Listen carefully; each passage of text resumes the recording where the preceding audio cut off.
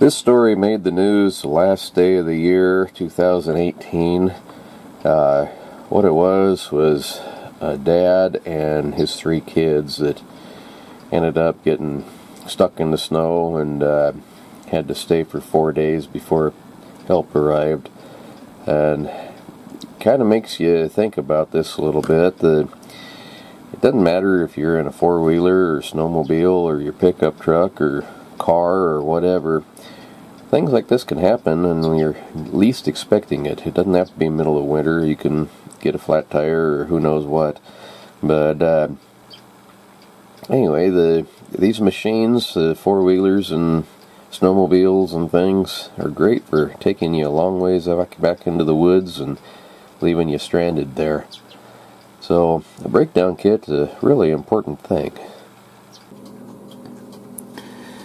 Here's another example with a less than happy ending, I think. They still haven't found him as far as I know, and this was February 7th, I believe.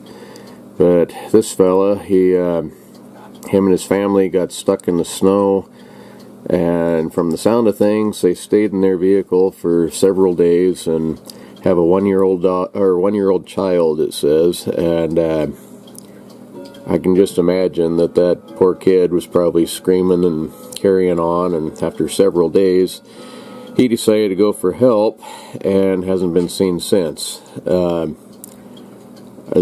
lady and the kid stayed in the car until it ran out of gas and the heater quit working, and they were able to find a cabin and break into the cabin and get a fire going and stay warm, and finally a snowmobiler came by and rescued them.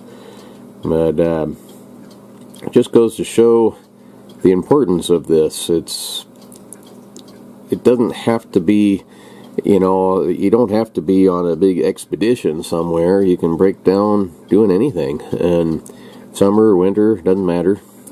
Doesn't matter if you got a brand new car or an old clunker like mine.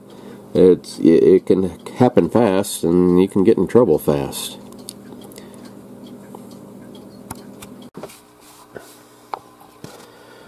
Here's another story that just came out 2 days ago. This fella got stuck in the snow and he ate taco sauce for 5 days, which on an empty stomach, I bet that gave him horrible heartburn, but at least he survived it. I was in Bend, Oregon, and a few years back, this one here, this was a bad one. This poor guy, I remember when this came out, 1995.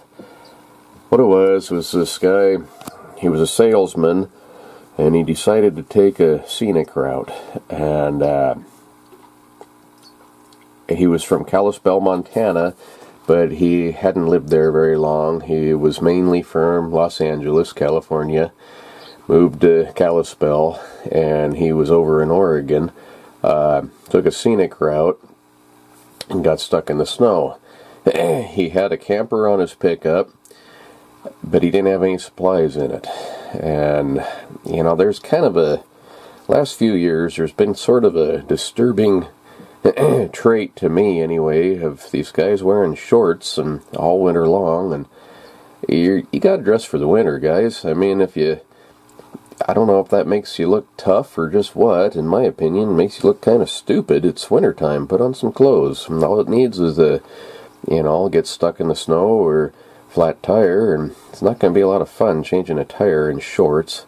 Same with those yoga pants. They're basically long john bottoms that you don't have any pants on over the top of.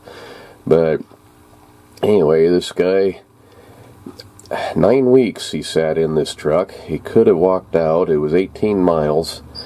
18 miles in the summertime on good dry roads is a long ways. In the wintertime, it'd be tough. But if you were prepared for it, you're dressed right, had maybe a sleeping bag with you and something to light a fire with, you could have walked out. And this guy, 9 weeks he sat there in his truck and starved to death.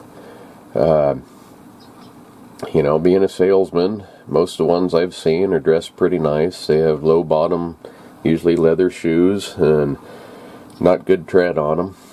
And he just wasn't prepared for the weather, and it killed him.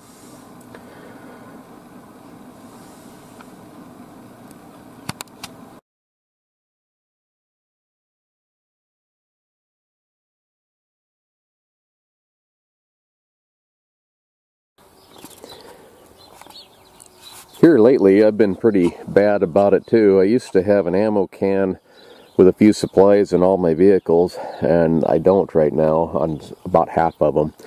I need to get back updated and do that. The snowmobile, last winter there was never enough snow until you hit the trees to use this, and then this year I haven't had the time. So I haven't opened up this survival kit in a couple of years. I'm not really sure what all's in there. But one thing I don't think is in there, we'll find out here in a minute, is a tin cup. I like these really big ones. This thing's probably 4 inches across. You can cook in that, you can melt water in that. There's all sorts of different things you can do with it, and they don't break. So, anyway, let's see what's in here.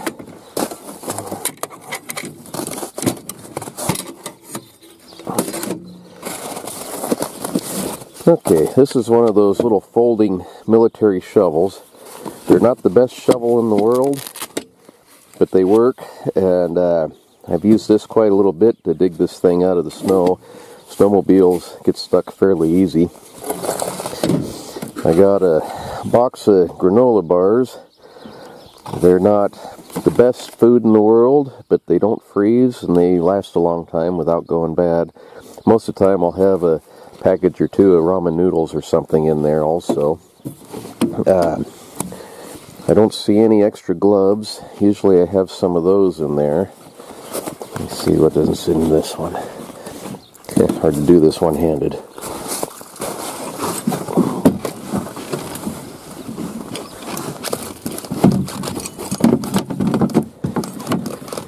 Okay, that's a block and tackle to pull myself out of the snow with. I tipped this over one year. By yourself, they're heavy. I had a heck of a time trying to get that upright again and struggle with it for about an hour. And I had plenty of daylight, luckily, but if it's toward dark, you need to be able to get out. Okay, what's in this bag?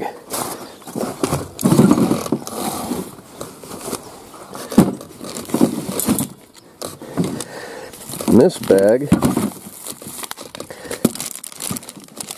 got one of these plastic tube tents. I don't think they're the world's greatest tent by any means, but it's better than nothing. It's just basically a big piece of plastic with a string through it, but it would block the wind and rain, keep the snow off of you, and it would help. Got a space blanket sleeping bag. I've been hearing a lot about these. That they say that they because they are waterproof and windproof, they condense really bad on the inside and you end up soaking wet. I've never tried one of these and probably should. Most of my life, I was born in '66, which wasn't too long after the moon landing. I started hunting deer in '76 when I was 10 years old, and Dad always made us carry a space blanket. I've never tried one. I don't know if they're any good or not. This here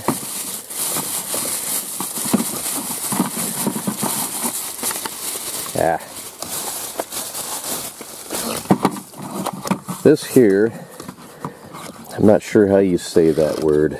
What that is it's a military fire starter. This stuff it's all wrapped up. It comes in a little green tinfoil package. And what these are made for is for heating up MREs, but it's a little blue tablet that lights like crazy. I mean, it's a great fire starter, and you can get these at military surplus places. Once you open them, though, whatever is inside of that, it doesn't last all that long. Within a week, it won't light anymore. So, use it up. Okay, down in here, I I've got some sterno, basically, Camp Heat it's called, on this one. Just a good, quick, easy way to start a fire, warm your hands up. Put that inside of that tube tent, and you probably wouldn't want to run it real long, but it'd be great for warming yourself up again. Okay, there's some extra gloves in a plastic bag. Those aren't the warmest in the world. Actually, these I had in here for trapping with. They're rubberized and hopefully scent free.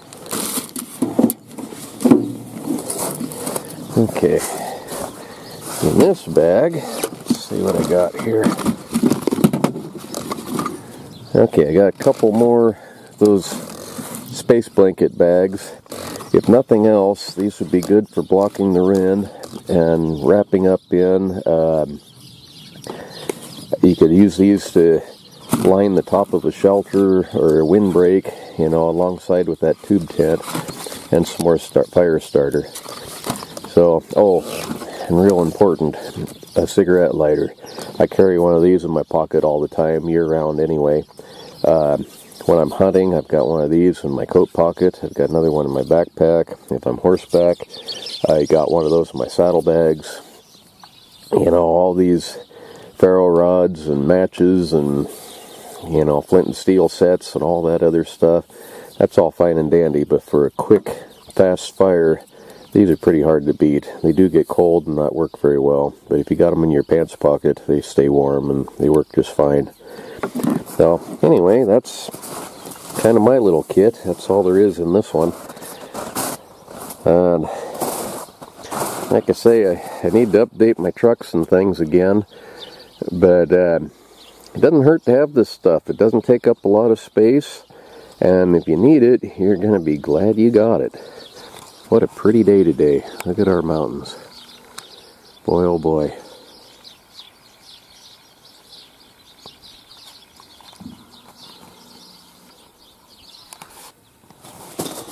Yeah, none of this stuff will help you for 9 weeks if you're stuck like that poor guy was. But it'll help you for a week or two. And, you know, you can survive for quite a while without food. It's not pleasant. The longest I've ever gone without food was 3 days. And that was just to see what it would be like. A lot of times when I'm busy, I'll get busy and I don't eat anything and skip meals for a whole day. And I don't really notice it that much, but I'm kind of conditioned for it. But I wanted to see what it'd be like, so I went 3 days. The second day is pretty rough. You're awful hungry. You want something pretty badly. Kind of get heartburn. The third day, the hunger pains kind of go away, but you get real dizzy and weak. So walking out 18 miles like that guy would have had to do, he's going to have to make a decision pretty quick. Is he going to stay and hope for help, or is he going to try to get out? And, you know, most times the best advice is to stay with your vehicle. In this case, it was a bad idea. He starved to death before anybody found him. But depends on the situation, you know. If you're someplace where somebody will be along, you're better off to just stay there. As long as you have the stuff to do it. If you're in a vehicle, you have shelter, you know, and hopefully you have gas and a heater. But if you don't think anybody's going to come along, don't sit there until you're too weak to do it. It was 4 degrees when I got up this morning. I think it's about 30 now. The sun's out. So, anyway, I hope this made you think a little bit and put together a kit. It can't hurt, and it can save your life. Stay warm and be careful. Thanks again for watching.